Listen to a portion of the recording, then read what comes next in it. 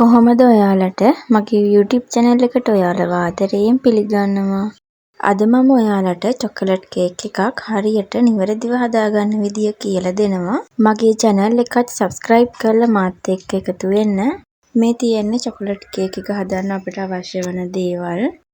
මුලින්ම අපි කේක් එක බේක් කරන තැටිය තෙල් ටිකක් හොඳට ගාගෙන පාච්මන්ට් කොටයක් දාගමු. මම අරගෙන තියෙන්නේ කිලෝ එකේ කේක් තැටියක්. කේක් හදන අය අනිවාර්යයෙන්ම තැටි ගැන සැලකිලිමත් වෙන්න ඕන. මම අරගෙන තියෙන්නේ අඟල් 10ක් දිග, අඟල් 10ක් පළල, අඟල් 2ක් උස කොටු කේක් තැටියක්. අපි දැන් චොකලට් කේක් එක හදන්න පටන් ගනිමු. මුලින්ම මම පාන් පිටි, බේකින් පවුඩර් සහ චොකලට් පවුඩර් ටික හලා ගන්නවා.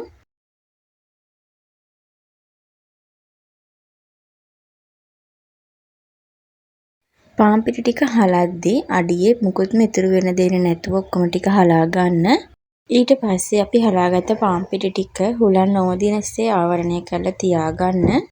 දැන් මම බටර් ටික විනාඩියක් විතර බීට් කරගන්නවා. ඊට පස්සේ සීනි ටික එකතු කරගමු. මේ සීනි හොඳටම පිටි වෙන්නම බ්ලෙන්ඩ් කරලායි තියෙන්නේ. එතකොට ඉක්මනටම සීනි ටික දිය වෙනවා. මේ බැටර් එක ගොඩක් වෙලා බීට් කරගන්න අවශ්‍ය නැහැ. බැටර් එකේ පාට වෙනස් වෙනකම් බීට් කරගත්තම ඇති.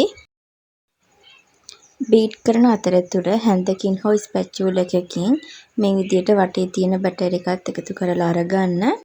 දැන් ඔයාලට පේනවා ඇති අපේ බැටර් එක ලයිට් කලර් එකකට ඇවිත් තියෙනවා. මේ වෙනකම් බීට් කරගත්තම ඇති. සීනි දියුනේ නැහැ කියලා වැඩිපුර බීට් කරන්න යන්න එපා. පළවෙනි සහ දෙවෙනි බිත්තර එකතු කරලා බීට් කරද්දී ඒ සීනි ටික දිය වෙනවා. දැන් මම බිත්තරත් එකින් එක එකතු කරලා බීට් කරගන්නවා. එක බිත්තරයක් එකතු කරලා විනාඩියක් විතර බීට් කරගන්න.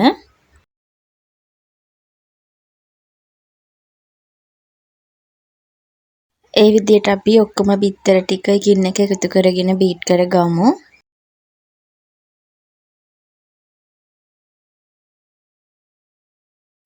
බීට් කරද්දී නිතරම ස්පැචුලා එකකින් වටේ තියෙන බැටර් එකත් එකතු කරගන්න. දැන් මම වැනිලා ටිකත් එකතු කරලා තව විනාඩියක් විතර බීට් කරගන්නවා. මේ වෙලාවේ ඔයාලගේ ආවන් එක සෙල්සියස් අංශක 160 උෂ්ණත්වයට විනාඩි 10ක් ෆ්‍රී හීට් කරගන්න. දැන් අපි කලින් හදාගත්ත පාන් පිටි මිශ්‍රණය ටිකින් ටික බැටර් එකට එකතු කරගමු. මේ වෙලාවේ මම බීටරේ අයින් කරලා ස්පැචුලා එකකින් තමයි මේ පිටි ටික කලවම් කරගන්නේ. බැටර් එකට පිටි එකතු කරාට පස්සේ කලවම් කරගන්නේ නැතුව මේ විදියට පෙරලා ගන්න. ඒ විදියට අපි ඉතුරු පිටි ටිකත් ඔක්කොම එකතු කරගමු. දැන් මම හදාගත්ත කේක් බැටර් එක කලින් සූදානම් කරගත්ත තැටියට දාගන්නවා. ඊට පස්සේ ස්පැචුලා එකෙන්ම කේක් බැටර් එක මේ විදියට හැම පැත්තටම යවා ගන්න. කේක් එකේ වාත බබළු නැති වෙන්න දෙපාරක් විතර ටැප් කරගන්න. මට මේ කේක් එක බේක් වෙන්න හරියටම විනාඩි 40ක් ගියා. ඒක oven එකෙන් oven එකට වෙනස් වෙනවා. ඉතින් මේ වීඩියෝ එක බලලා ඔයාලත් හරියටම චොකලට් කේක් එකක් හදන්න ඉගෙන ගත්තා නම් මගේ වීඩියෝ එකට ලයික් එකක් දාගෙන යන්න. හැමෝටම සුබ දවසක්.